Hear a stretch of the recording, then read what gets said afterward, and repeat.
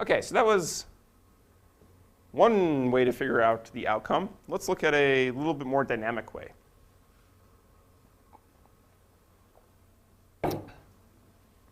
OK, so we can try to build pieces of hardware which determine the outcome of a branch dynamically. And this is by adding extra little pieces of hardware somewhere in the front of the pipe. So somewhere in our PC+4 calculation, there's going to be this multiplexer here in the PC+4 calculation. And effectively, we're going to use some piece of hardware to feed into that. And this is our taken and not taken prediction values. And we'll talk about this in a second. But one of the questions here is, what things feed into this PC+4 hardware? Well, one of them is going to be PC+4. One of them should be your branch target. Unfortunately, as we said, we don't know the branch target till here. So we can't have that come around in one cycle. So we need to hold off. That's this target address question. But first thing is, how do we swing this multiplexer here of our next PC? OK, so some solutions to this that are dynamic in hardware that try to increase the prediction accuracy is we can think about having something which exploits the nature of programs. So what we're going to try to exploit, first of all, is temporal correlation of a branch outcome with previous outcomes of that same branch. So if you're in a loop, and you fall into a loop, and you have a branch that's predicted taken, or let's say you have a branch that is taken, you can use that in the future to predict the outcome of that same branch. So here we're actually going to have a 1-bit predictor, as denoted by this finite state machine. And what's going to happen is, let's say we start in the not taken state. If the outcome of a particular branch is not taken, we just stay here. We continually predict not taken. If we then take a branch, if we then end up taking a branch, we transition over to this other predict taken state, and we sit in there if we're not taken. And if we have alternating branches, taken and not taken, we're basically going to be predicting the wrong one. Or, well, we might have been predicting the wrong one every single time. But we can implement this with 1 bit, 1 extra bit to our control logic. It's not a lot of logic here. It's literally 1 extra bit. And it just says which of these 2 states you're in. Let's take a look at the performance of this. Does this help? So let's say we have a loop here that iterates 4 times. So we're going to graph the iteration number. And then we're going to show the prediction that's coming out of the predictor, this 1-bit predictor. And then we're going to look at what actually happened. And we're going to see if we predicted right or wrong. OK, so in the first iteration, let's say we train up the predictor. It says not taken. It starts off as not taken. That's the start state. We're going to predict not taken. It was actually taken because we're going to loop 4 times in this loop. So we mispredicted. That wasn't great. But then it transitions from the not taken or predict not taken state to the predict taken state. So the next few times we iterate the loop, we're going to get it right. Now this is a relatively short loop. We only run it 4 times. But if you have a loop that executes 100 times, this might actually do OK. OK, but then we look at the end here. And well, the fall-through case at the end of the loop, we're going to predict taken, but we actually fall through. This is the last little bit of our loop. That's not great. So here, if you look at prediction accuracy, this is 50%. This was not very good. Let's try to execute the loop again. And I just kind of wanted to show here, the reason that I show a second execution of the exact same loop is to show why the start prediction was not taken. The second time we come back to the same loop, we left this predictor trained up to be not taken. So now when we go to execute again, we come in not taken, and we mispredict the first time, correctly predict the second time, correctly predict the third time, and mispredict the fall-through case. So that's why you need to sort of execute this loop twice here to see what the common case is with sort of the loop back to back. Otherwise, if we were to change the start state, you might end up thinking that this predictor does better than it actually does. So that's not a whole lot of magic there. It's simple. It does OK. Can we do better? Well, we're nowhere near 99%. So the answer is going to be yes. OK, so what happens if we start to have more bits to do prediction? So here, instead of having one extra flip-flop added to our computer architecture or our processor pipeline, we add 2 bits to our processor architecture. We add a 2-bit saturating predictor. So what do I mean by saturating? Well, what this means is we start off, let's say, in the strong not taken state. And then if you have a predict taken, it moves here. If you have another predict taken, it moves here. If you don't have a predict taken, it moves here. So we slowly can we have a range here, if you will, of taken. So we have weak taken, strong taken, weakly not taken, strong not taken. And we can sort of move across the spectrum as we reinforce the taken or not takenness of a branch. So still not quite rocket science. There is some subtleties here. Effectively, we're introducing hysteresis into the prediction that we're trying to do here, or our prediction algorithm. And that can help. So let's see how that helps. So let's execute the same loop here. Another time here, let's start off with strong not taken. Strong not taken predicts not taken.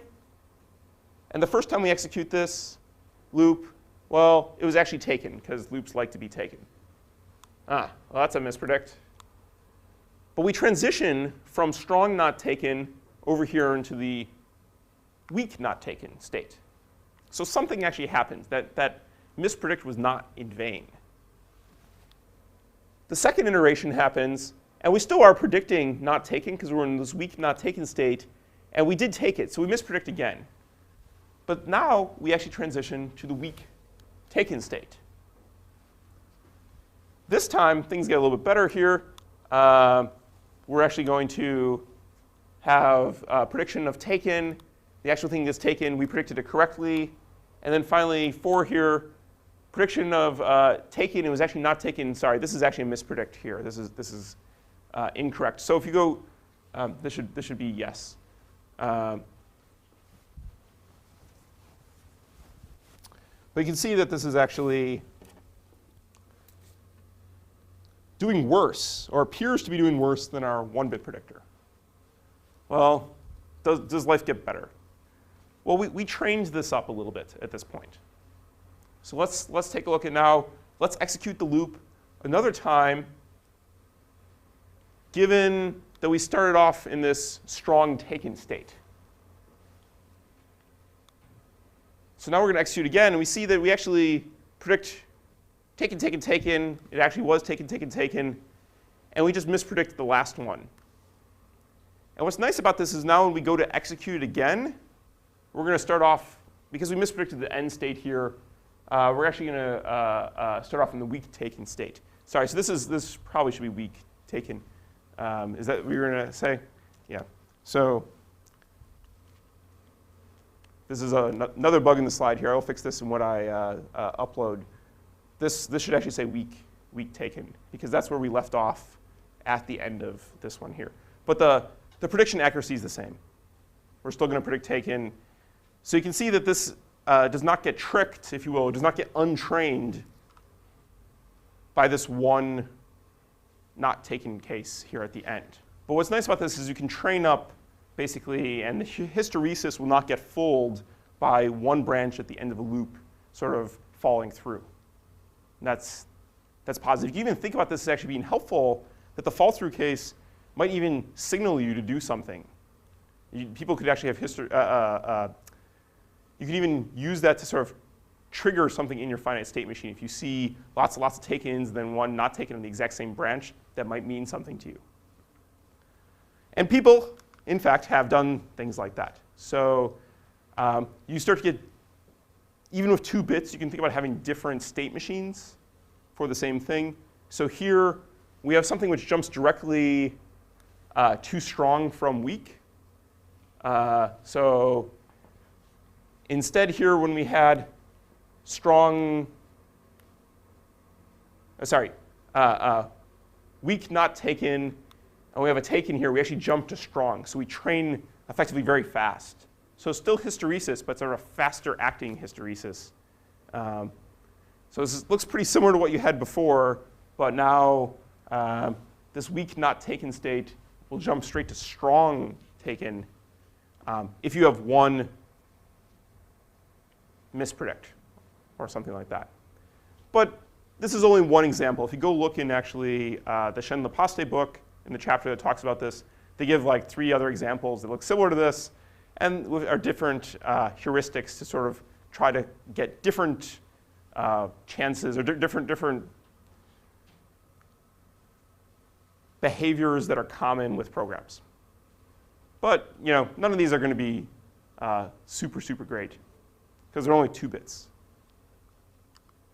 Is you actually start to think about having a table of these predictors.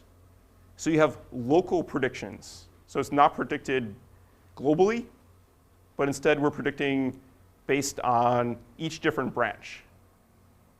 And how we do this is we take bits out of the program counter and we index that into this big table. And then we can store, let's say, 2 bits in this table, and then we can train each of these things separately. Now, we're not going to want to have an entry in this table equivalent to the number of branches in the program, because it would be huge. But you want to somehow have some number of bits, k bits in fact, maybe some sort of, maybe just take the low or the medium order bits of the program counter and we use that as an index, similar to how we use indexes into caches. You could also think about having multi-way associative versions of these. So instead of having, this is a direct mapped version, but you can have a multi-way associative version of this. And if you look at, let's say, something which is a 4 kilo entry version of this, that's pretty big, actually. But a 4 kilo entry branch history table with 2 bits per entry, now we're starting to get somewhere. We can get sort of 80 to 90% prediction accuracy. So that's starting to get us there. But we had to build, I don't know, 8 kilobits worth of storage. And we had to somehow pipe it into our next PC logic, which is kind of a sensitive path on our processor. But this can be helpful in performance.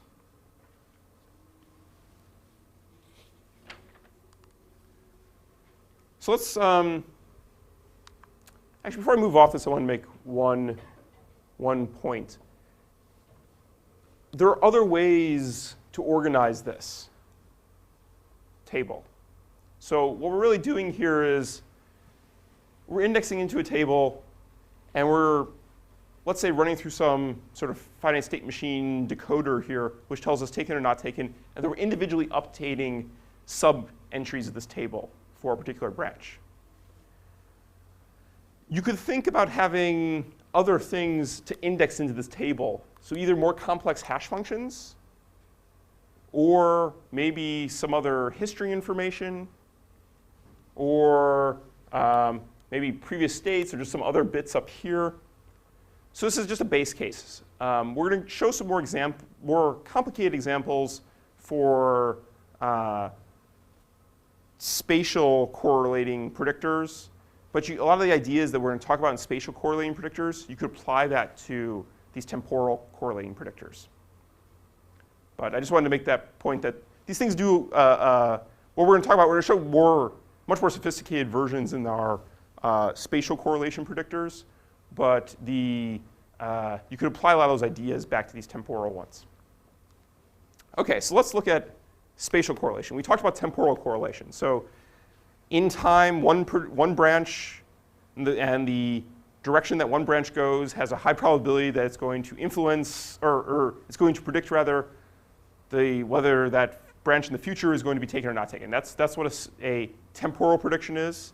A spatial prediction, what it's trying to get at, this piece of code here, is that if you have, let's say, one branch do something, the future branch that's, let's say, right below it is going to somehow be correlated. So a good example case, and this is kind of the canonical example here, is if you check this value and it's less than 7, it's also less than 5. And you get code like this relatively often. So these branches are correlated. But they're not the same branch. They're different branches. This branch and this branch. So we're having some sort of spatial correlation here. And we wanted to try to exploit this somehow. And this was Yale Pat and one of his students came up with this not that long ago, surprisingly, in the 90s. And the idea here is that, I don't know, we're going to have an extra register we'll call a branch history register, which will store whether previous branches that we've executed were taken or not taken, and then use that to index into some tables, or use that somehow to predict what's going on. So this is actually going to be a shift register, where we're going to shift in what the branch did. So it's not based on just the address.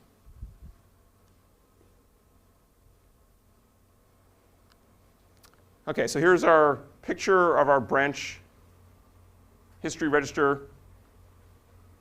The branch outcome, either whether taken or not taken, goes into here. And every time we take a branch, we're going to shift a new value in and let the old one sort of fall off the end.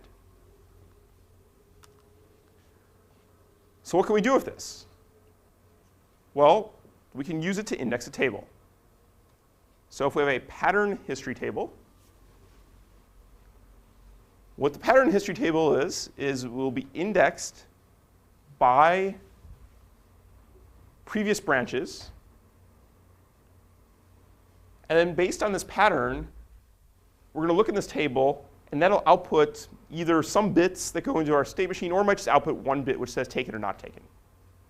But in a general sense, it's going to output n bits, maybe 2 bits, which will feed into a state machine which updates itself, like what we had before.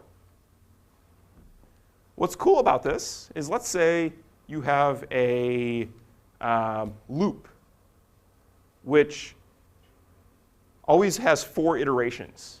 So we're going to have taken, taken, taken, not taken. Well, what's going to happen is we're going to shift in these 4 taken, taken, taken, not takens into this register. And then let's say we execute the loop.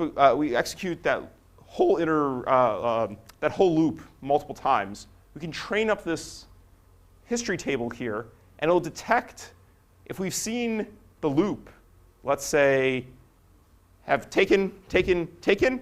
What do we think the next thing is going to be? It's going to be not taken. And this predictor can detect that. And that can do that actually with only one bit here, just a 1-bit state machine. Because if it sees taken, taken, taken, not, or excuse me, if it sees taken, taken, taken, that's going to index into this table, and the output of here is going to be not taken. So it's going to be able to predict sort of short runs, loops which have short runs. And if this, as this gets longer, this branch history register gets longer, you could actually predict loops which have longer runs. So if this is 100 bits long, now you're never going to have 100 bits long because a pattern history table of 2 to the 100 is a very large number. But as this gets longer, let's say it's 10, that's very reasonable. You could predict a loop, let's say, that loops 10 times, and it'll get the fall-through case correct. It'll get the start case correct. And you will have 100% accuracy in that loop for your branch prediction. Wow, that's pretty cool. So this is where we're starting to actually get some traction here. And this is where branch prediction really started taking off. This is where we started getting sort of above 80%, we start to get to higher numbers. If we want to go even if we want to even have better prediction, we can start to think about having a branch history register which indexes into multiple tables and then chooses based on some bits in the program counter between these different pattern history tables. Now, why do we want to do this? Well, we want to know, based on our PC here, which one to choose. So this is trying to sort of get the mixing here of temporal and spatial correlation here.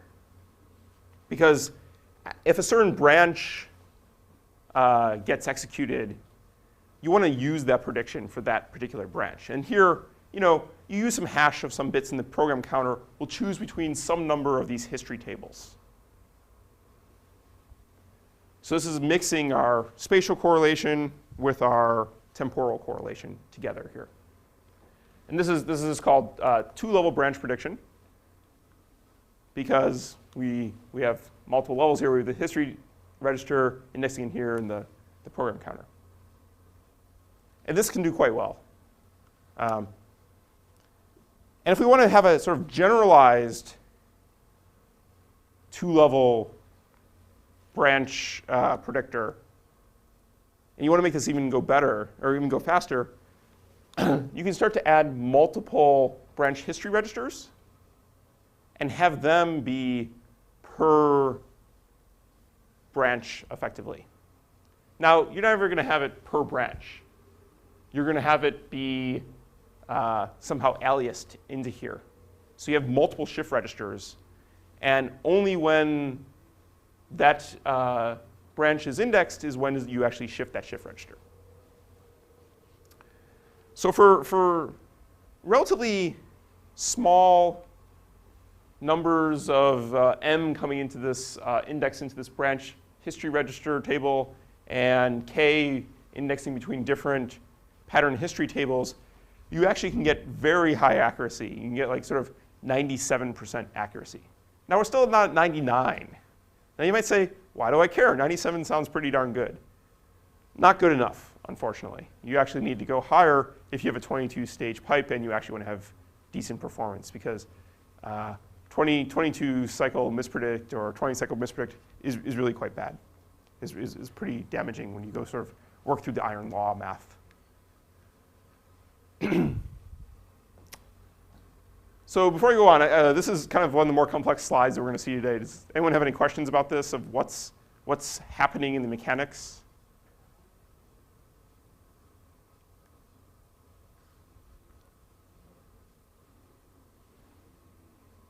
So let's talk about training this. So as you're executing, you're going to be shifting, when a branch occurs, you're going to be shifting the old outcome into this register, one of these registers here, based on the PC of that branch. And then you're also transitioning based on the outcome, the prediction, or the state machine, which is embodied in the prediction. So this is actually a pretty complex machine here. And you don't probably want to be updating that, we'll say, right in the fetch stage or right in the decode stage.